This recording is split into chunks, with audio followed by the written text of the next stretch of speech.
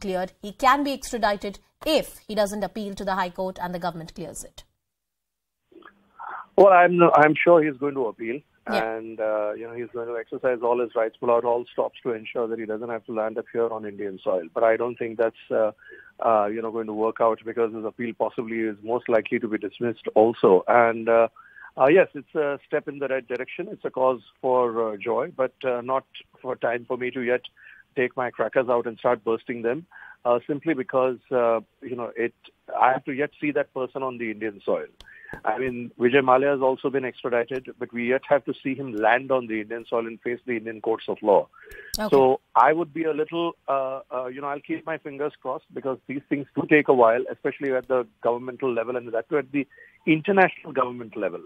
It's not as much as a victory on the legal front. That's obviously, there's no question about that. The prosecution has done a wonderful job. You presented all the right cases, made all the right arguments, quoted the extradition treaty, this, that, and the other, and got him, extradited. But Absolutely. I think it's more of a victory at the diplomatic level.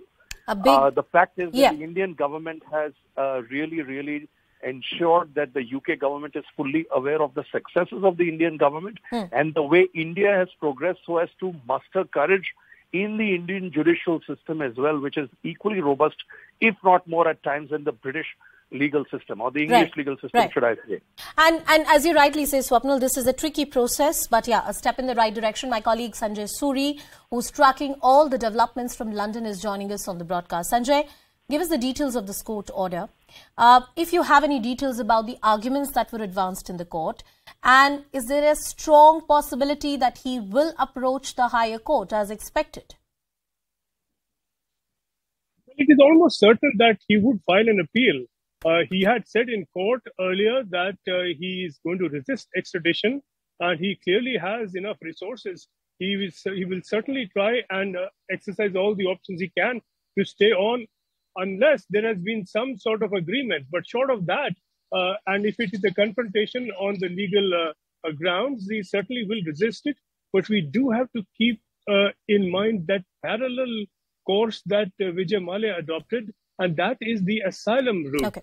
Now, if there is that application pending in parallel, that is its own process that will take its own time. And if there is to be a victory for the Indian government on the extradition case, even at the appeal stage, there is that asylum option that can simply trip up the process, as it did with Vijay Mallya. Yeah. Sanjay, please stay with us on the broadcast. I'm also cutting across to my colleague Ashish Mehrishi, who's with us on the show. Ashish, a very important distinction that you were drawing, and we're talking about these high-profile extradition that the Indian agencies and the government is trying to secure from UK. We have an extradition treaty with UK, but it's a tricky one. This procedure per se takes time, anything roughly between 5 to 7 years, even in a best-case scenario, because there are multiple courts, it goes to the government, then there are clearances that needs to be taken, and an accused or a person who's trying to evade extradition would want to exercise his or her, or all possible legal remedies in this case. So far in the UK court, what were the arguments really like? As you said, it's almost certain that he's going to move a higher court. Have you heard anything from his lawyers so far? So nothing so far, but I'll just refresh the memories. Yeah. Anusha, we were the first people, channel to track him down. Once he escaped out of India to London, one of my sources gave me an address. Now, Sanjay Suri is with us. I remember, I gave this address to Sanjay Suri, and where, I correctly remember when Sanjay Suri, tried to confront Sanjay Bhandari with a camera, he got physical. And in fact, if I correctly remember, Sanjay could explain better that, he got, he got physical, and ultimately, he escaped camera. He was caught with one of his cousins, Sumit Chadda, where he was residing with in that residence in London. So, but, going back to the process of extradition and the way we have seen the behavior of the UK government, I have been tracking this case of Vijay Mallya as well, parallelly. Now, I keep on asking officers of the Enforcement Directorate to look into the matter of Vijay Mallya, and I ask them, what is the final judgment? What has happened? So the extradition has been decided, but we don't know. The court says there is something in particular that has happened, which is personal in nature between both UK government and Vijay Mallya. So has he got an asylum? We don't know. The UK government does not give any answer pertaining to that. in this case, obviously, it's the Westminster court which has given the permission to extradite him. He can go to a higher court, and then there is the Supreme Court as well. And ultimately, it's absolutely into the hands of the Home Secretary of that country to whether to extradite him or not, because he has to finally sign on the document. Yeah. But ultimately, it's certainly a lengthy process, because if we can't get somebody like Vijay Mallya, who cheated banks by thousands of crores, 14,000 crore rupees, if I correctly remember, and we've not been able to get him here despite liquidating all his assets. Getting him also is going to be a difficult task, because obviously, But a very tricky task. And Ashish, I want to take those tidbits that you were sharing to Sanjay as well. He's with us on the show live.